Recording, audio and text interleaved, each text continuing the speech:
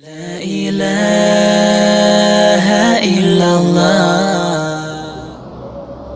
الحمد لله الذي كفى وسلام على عباده الذين اصطفى أما بعد فأعوذ بالله من الشيطان الرجيم بسم الله الرحمن الرحيم.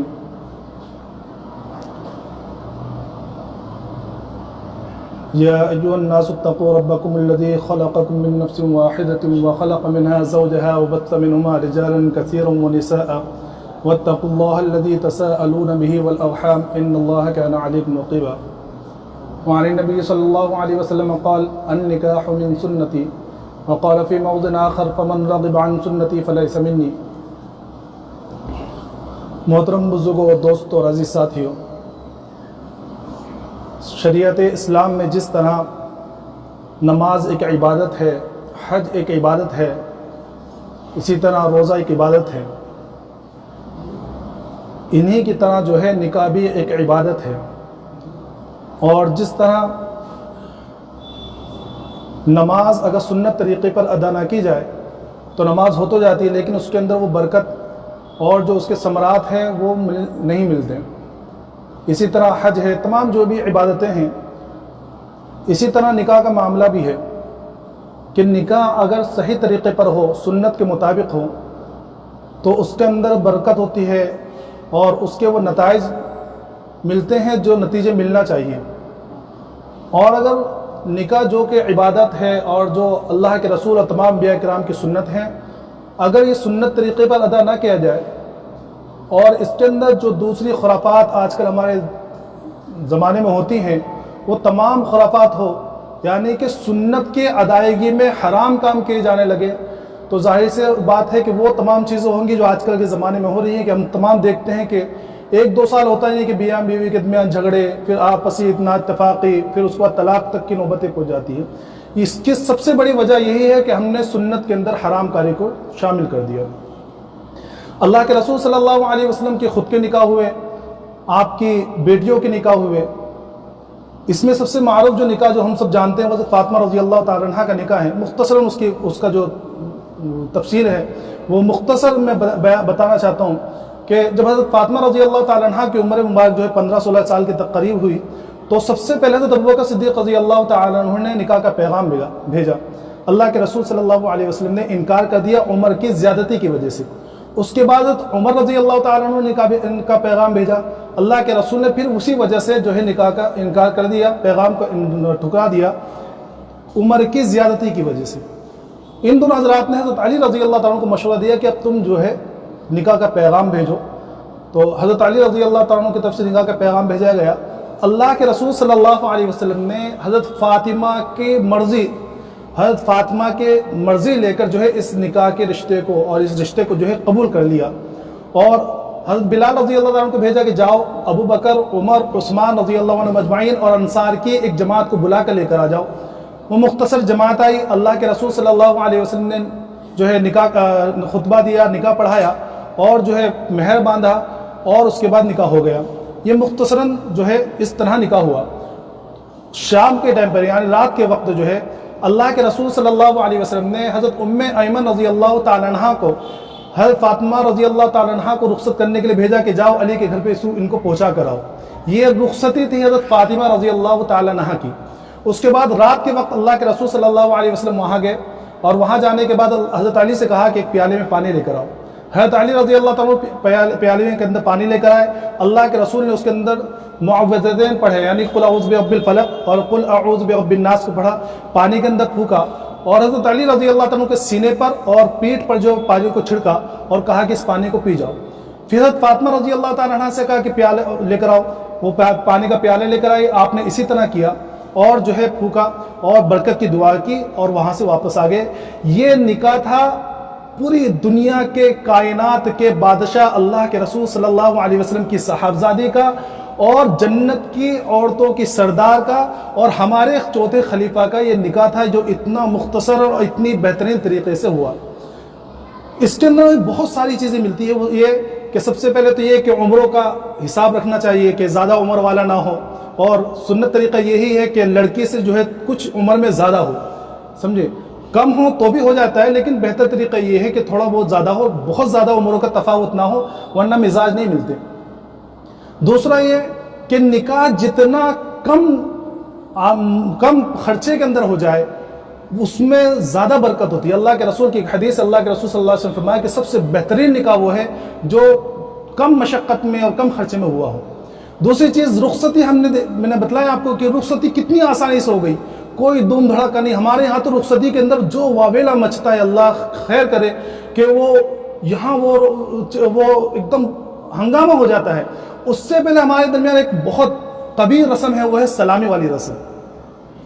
یہ عام طور پہ ہم لوگ جانتے، یو پی والے اور بہار والے جانتے ہیں کہ یہ بڑی عجیب رسم ہے کہ اس کے اندر جو ہے دلہے کو بلا کر وہ لڑکی والے گھر میں بلا کر، اور پھر لڑکیوں کی ساری سہیلیاں ان سے، جو لڑکی کی جو سہیلیاں ہوتی ہیں، دلہن کی سہیلیاں، وہ ایسے بھونڈے مذاق کرتی ہیں کہ اللہ خیر کے ایک عام شریف انسان اس کو برداشت کر نہیں سکتا۔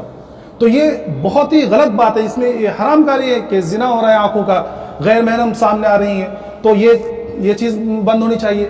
دوسری غیروں کی رسم اور ہمارے درمیان آ گئی ہے، وہ جوتا چرائی کی، کہ عجیب رسم ہے جوتا چرائی کی کہ چور۔ اچھا، اللہ کے رسول اور صحابہ تو اور شریعت تو چوری کو حرام قرار دے رہی ہے، اور ہم لوگ اس کو نکاح کے اندر شامل کر رہے ہیں جیسے بہت بڑا جز ہو، اور ایک دوسرے کو ترغیب دیتے کہ بھائی تو چرانا اور اتنے مانگنا۔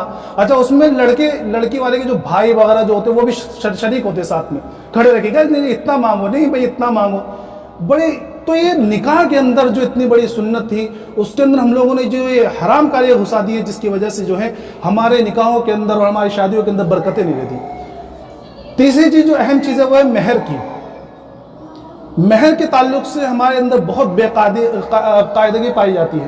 سب سے پہلی بات تو یہ کہ بعض جگہ تو جو ہے شوہروں کی طرف سے بڑا مسئلہ ہوتا ہے کہ آج کے زمانے میں بھی، اس مہنگائی کے زمانے میں کیا رکھ رہے بھائی 786، کہ وہ برکت والا ہے، 1186، 1101 روپے، کہ مطلب اتنی کم وہ باندھتے ہیں کہ سمجھ میں نہیں آتا کیا ہوتا ہے۔ اور بعض علاقوں میں تو ایسا ہوتا ہے کہ اتنی زیادہ باندھتے ہیں کہ بھائی دینے کی حیثیت ہی نہیں ہوتی ہے۔ ابھی ہمارے ایک دو ساتھی جو ہیں بہار سے آئے، تو ان کے شادی تھی ان کے یہاں، میں نے پوچھا کہ بھائی مہر کتنا ہے، تو کہنے لگے کہ 10 تولہ سونا۔ تو مجھے ہی پتہ چلا کہ بھائی 10 تولہ سونا دیتے ہیں۔ اچھا، ان کے حالات سے دیکھ کے مجھے نہیں لگتا تھا کہ دے پائیں گے، تو میری ہمارے ساتھیوں سے ذرا بحث ہوئی کہ بھائی نہیں 10 تولہ سونا نہیں ہوتا ہوگا، کچھ اور ہوتا۔ بھائی نہیں بھائی 10 تولہ سونا۔ تو میں نے اس کو فون کیا اور میں نے اس سے کہا کہ بھائی آپ کے یہاں جو شادی ہوئی آپ کے بھائی کی، تو اس میں مہر کتنا ہے؟ تو کہا کہ 10 تولہ سونا۔ تو میں نے کہا کہ دے دیا۔ تو ان کا سب سے پہلا لفظ جو تھا یہ تک کہ مولانا کہاں سے، مطلب کہاں سے دیں گے؟ اب یہ کہاں سے دیں گے مطلب کیا ہے کہ ہم نے مہر تو باندھ لیا لیکن ادائیگی نہیں کریں گے۔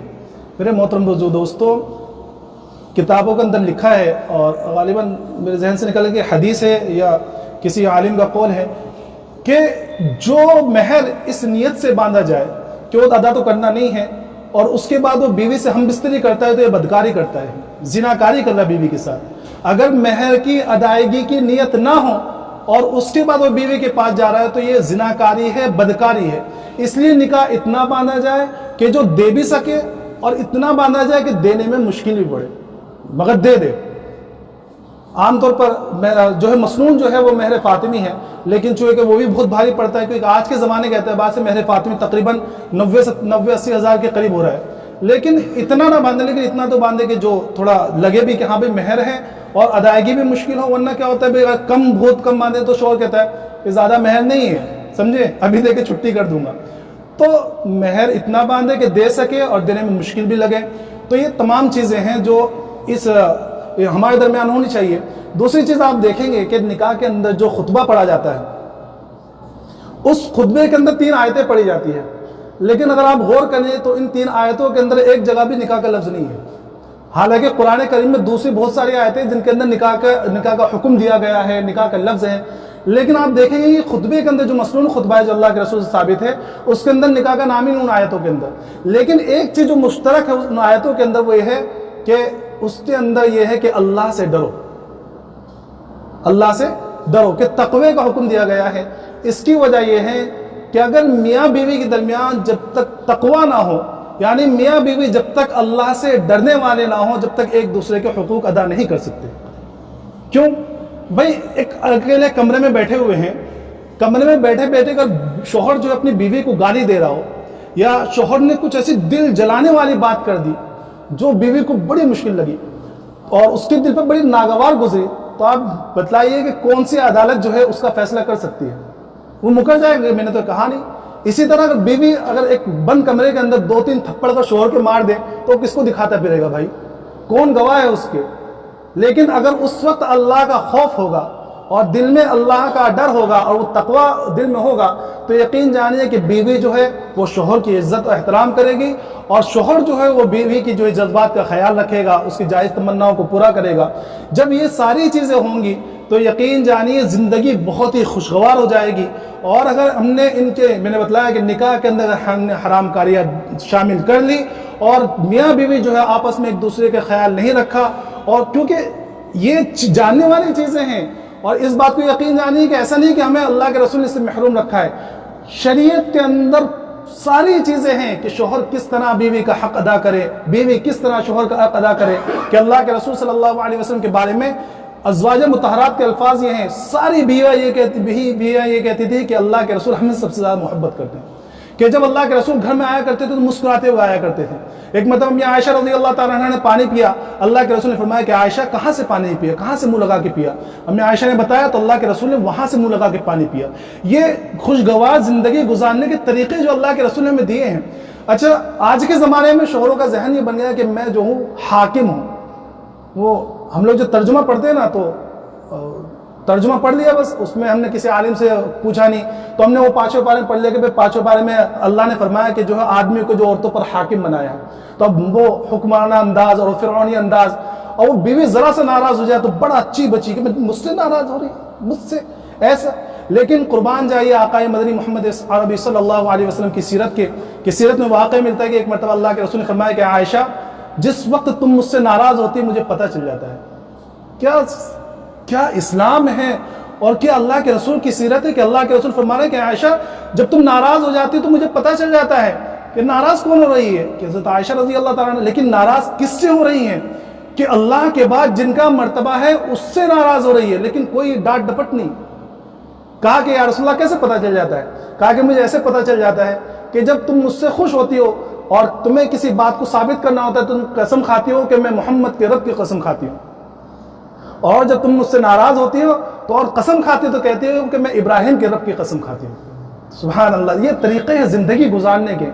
تو اس طریقے سے اگر ہم زندگی گزاریں گے اور باہر کی ٹینشن باہر رکھیں گے اور گھروں کے اندر وہ ٹینشن لے کر نہیں آئیں گے، اور بیویاں جو ہے اپنے شوہروں کی خدمت کریں گی اور ان کے جذبات کا خیال رکھیں گی، کہ اللہ کے رسول نے فرمایا کہ جو عورت 5 وقت کی نماز پڑھ لے اور جو اللہ کے جو دوسرے حقوق ہیں یعنی روزے ہیں یہ تمام ادا کر لے اور شوہر کی خدمت کرے اور شوہر کو راضی کر کے اس دنیا سے چلے جائے، اللہ کے رسول نے فرمایا کہ یہ عورت جنتی ہے۔